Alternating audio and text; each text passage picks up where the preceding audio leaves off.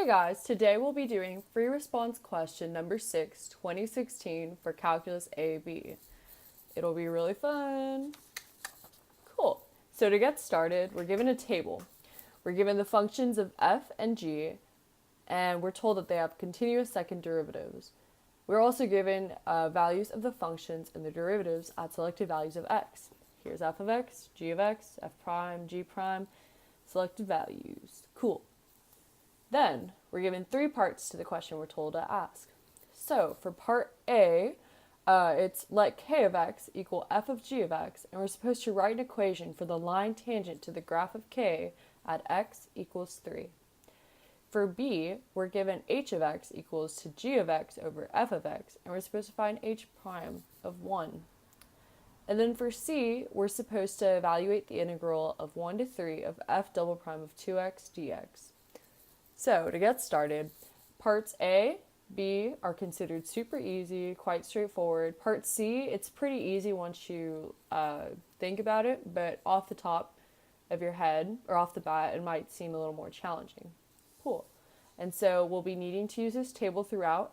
Calculator is not necessary. The arithmetic will be really easy, straightforward, whole 9 yards. So, to get started with part A, we're trying to find the line tangent to the graph. So, the mu cal in this is a chain rule because we are given f of g of x. Okay, so with that, we're going to write it out as k prime of x is equal to f prime of g of x times g prime of x. Cool. And this is considered a sort of like a mu cal, if you will, because part of the chain rule is u prime v times v prime. So, remember the chain rule. Woohoo! Okay, so we find k prime of x. Now, we're given the other information that x equals 3 at that point. So with that, you're just going to plug the 3 into all of our fancy schmancy x's over here. So we'll rewrite that as k prime of 3 equals f prime of g of 3 times g prime of 3. Perfect. So now what we'll do is, going back to our fancy schmancy chart, we'll look at, so for instance, we'll start off an easy one. G prime of 3, as given by our table, is 2. So with that, we know that this value right here is 2. Cool. And then we can see, and we're like, all right, G prime of 3 is 6, and because it's f prime of G of 3, that'll be the same thing as f prime of 6. So now we know that k prime of 3 is equivalent to f prime of 6 times 2. Pretty straightforward. Let's look back at our chart. F prime of 6, that equals 5. So we know k prime of 3 is equal to 5 times 2. Awesome. So basically for that, what we just found was the slope, right? Because when you find k prime of x at that particular point, it's really finding k prime of 3, the slope at k prime of 3. So with that, we're going to find the tangent line.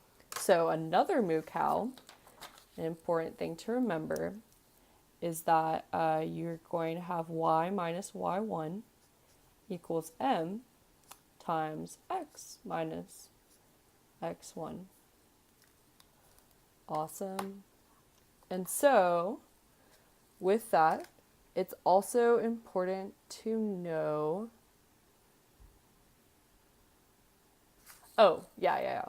sorry, it's also important to know what k of 3 is. So really quickly, we're just going to do k of 3 equals f of g of 3.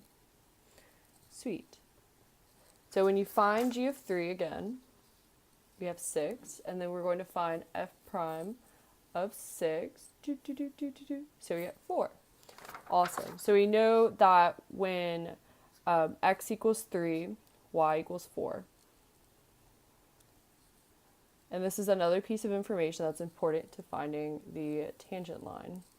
So with that, we can now write a standard equation for the tangent line where y minus 4 equals m, which we found as 10, over parentheses x minus 3. Sweet. So you can leave it like that, or you can simplify it a tad bit more. Awesome. And this is what you get for an equation of the tangent line at k, of the graph of k at x equals 3. Sweet. 2 thumbs up. That was super easy. Second thing we'll be doing. Now we're given the information that h of x equals g of x over f of x, and we're told that we want to find h prime of 1. The huge moo cow in this problem is the quotient rule, which is super nice and super easy. And so we're going to just do a little debriefer on the quotient rule. So quotient rule is low d high minus high d low. Okay. Low d high minus high d low over low squared. So cool thing about that is we actually just did the first step that we need to do over here. So this is a quotient rule, kind of messy, but we're just going to rewrite over here in terms of h. So h prime will be f of x, our low, times g prime of x, our high, minus our high d low over f of x squared. Sweet. So now that we're given that, our value of x is 1. So what we're going to do is we're going to plug in h prime of 1. So you're going to get f of 1 times g prime of 1 minus g of 1 times f prime of 1. And this will be over f of 1 squared. Sweet. So sorry, that's a little bit messy, but we want to remember to have that step. And then I'm going to move it up a bit so we don't have to see that. And then we're going to use our table, our handy dandy table. Cool. So with that, you can rewrite h prime of 1. So f of 1 is negative 6. So it'll be negative 6 times g prime of 1, which is 8. Awesome. Putting that in parentheses, minus. Cool. So now next we have is g of 1, which is 2, times f prime of 1, which is 3,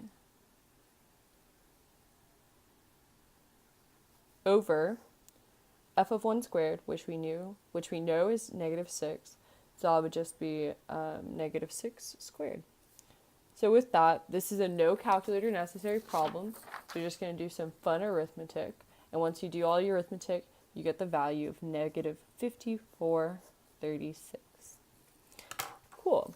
And so that is our answer. And it's important to know that a reduced answer is not necessary, especially for free response. But if you'd like to do a reduced answer, the answer would be negative 3/2. Awesome.